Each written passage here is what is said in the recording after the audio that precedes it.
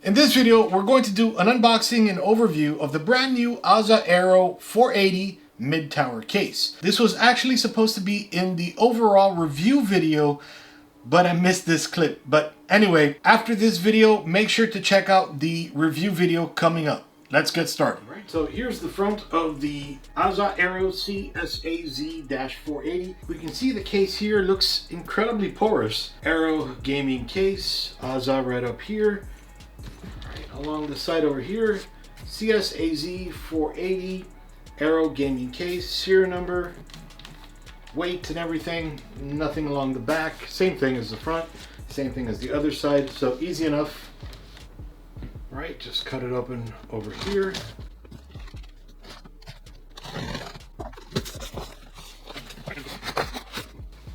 So first thing, in the baggie, might have been attached to the top here, but as I was pulling it out, it came out. We have the dust filter.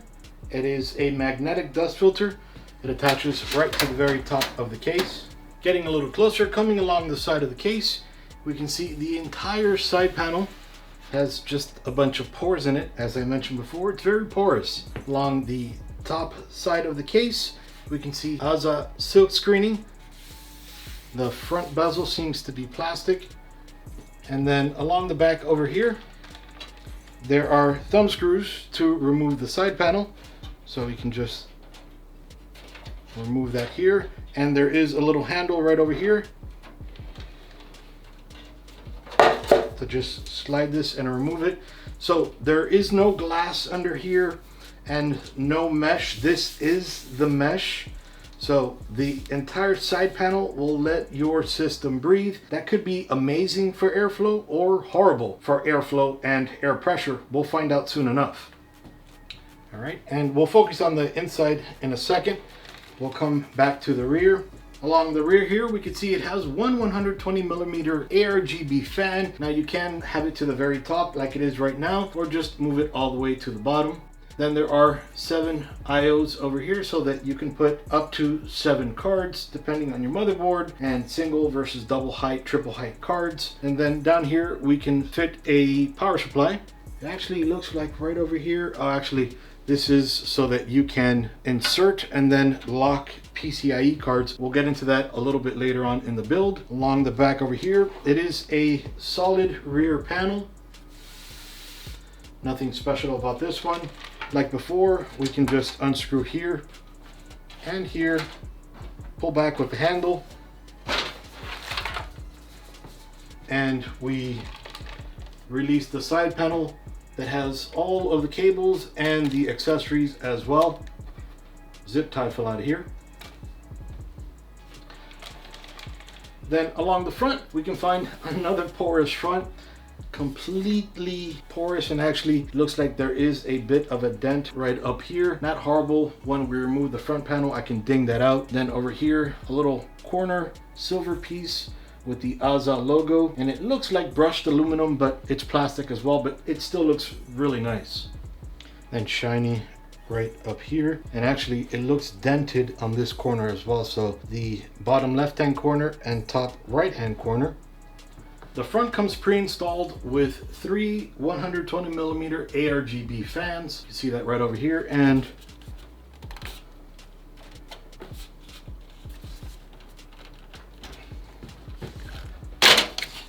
okay, just pull that out and we can see the fans right over here. Now this is the piece right over here that I should be able to just, with my thumb, push it out. Yep, I just might be a little bit more work, but nothing too bad. Now you can always replace these 120 millimeter fans with 3 140 millimeter fans if you wanted to. It's probably not a bad idea either.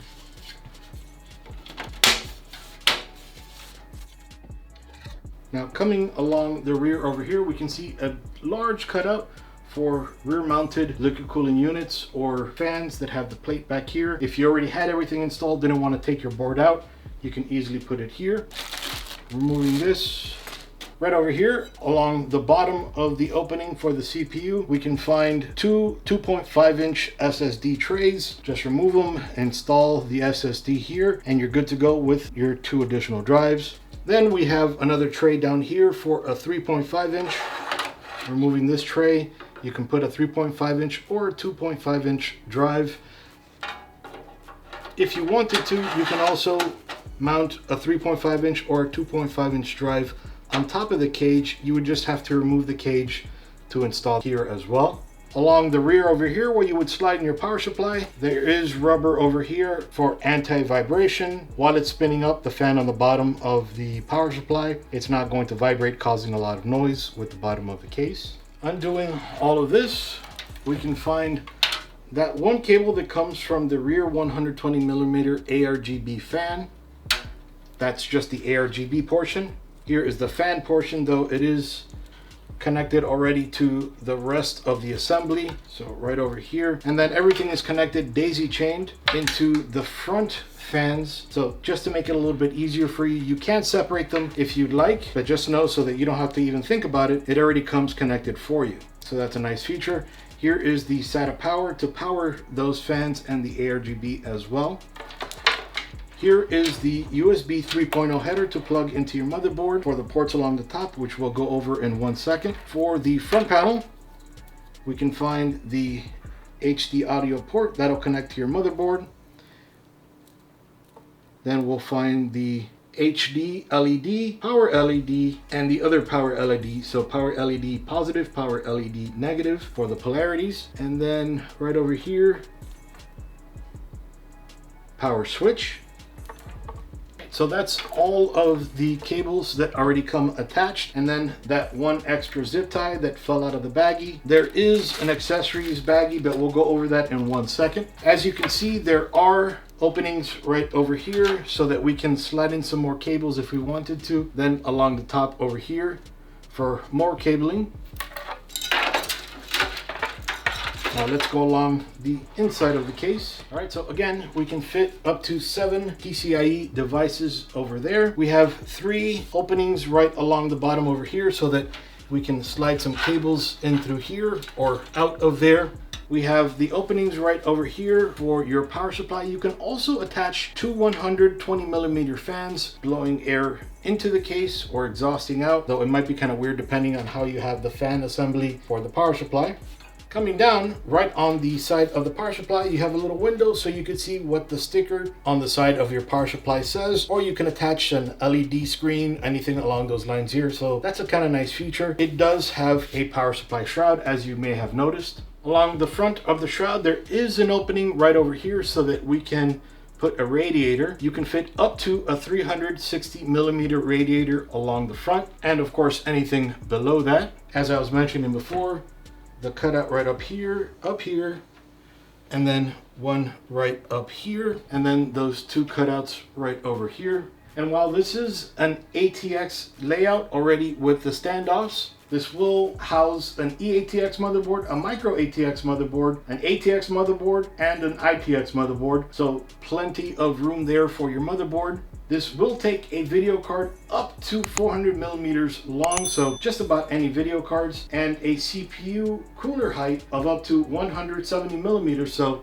just about anything there. Now, the case itself is 483mm in length, 445mm in height, and 220mm in depth.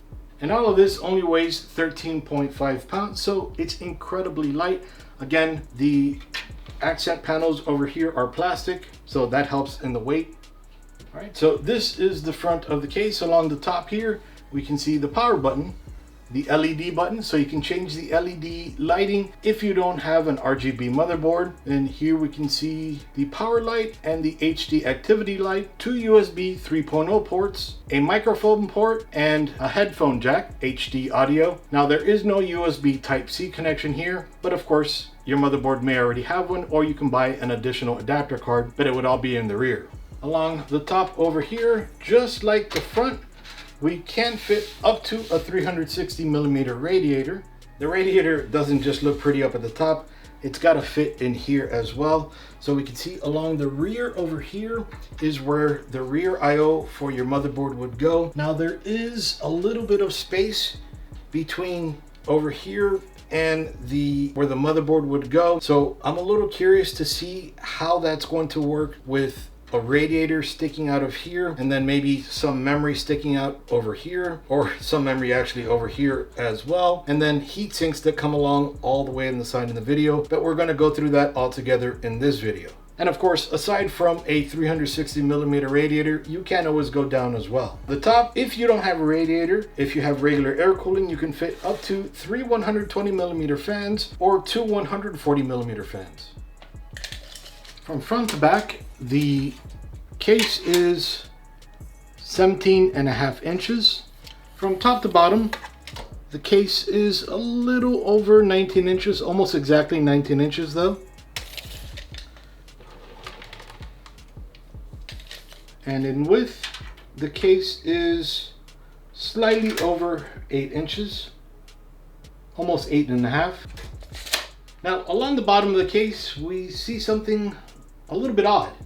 So you can see right over here, there is a little place where a filter would come, lay inside, and you can see there's these little elevations right over here with enough room for, let's say, something like this to just slide into.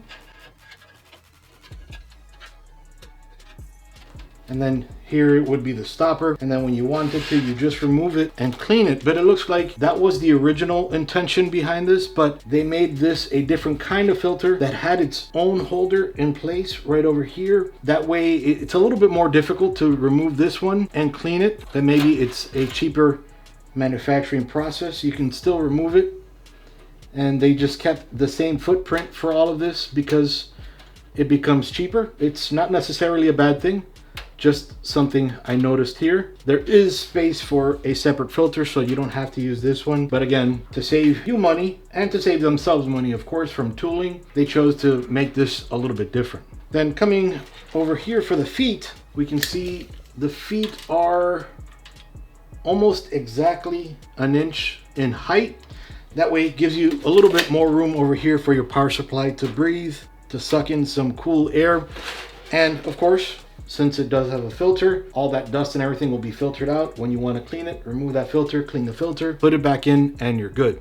As I mentioned before, the case will take an ITX, micro ATX, ATX, and EATX board, but it does come already with the standoff position for an ATX board. Some other ATX standards have a standoff here and a standoff here. So now let's go into the accessories. This is everything that came inside of the accessory bag. The 4 zip ties. This is the one that actually fell out, but should have been inside of that bag. 2 PCIe I/O covers, extra ones. An Azza card, which on the other side has the QR code for the manual. And then a little bag with a bunch of assorted screws. Now, one thing I don't like about this is they don't tell you in the manual what these screws are. Thankfully, relatively easy, you know, if you've done a few of these, to know what's what, and I'll help you make sense of that right now. One sec. So from what I've put together, they come with 3 extra standoffs. These little guys right over here. Extra standoffs in case you have an EATX board or an ATX board that has the extra holes for your motherboard. Make very sure that when you do install your motherboard that you pay attention to what standoffs are inside of the case and what you actually need, but I'll go over that in the build. Then they bring 12 of these screws. These are for additional case fans if you want to add them. They bring some nice, so that's pretty cool. Then 8 of these. This is for liquid cooling radiators. Now, typically when you buy a radiator, it already comes with these. This will go through the fan into the radiator itself, but it's nice that they've included it just in case. Then they include screws. These type of hex head screws are Phillips heads as well. They would be for the power supply, and they're going to be for like 3.5-inch mechanical drives as well. And by the way, there's 15 of these screws and 19 of these little teeny tiny motherboard screws. So that's everything inside of this case, everything it has to offer. In this next video, we're going to go ahead and do a complete review of the Azza Aero 480. You've seen everything it has to offer, but I'm going to show you if it's good, if it's bad. We're going to go over all of the good points, all of the bad points. I'll give you my opinion, and then you'll be able to form your own opinion. See you there.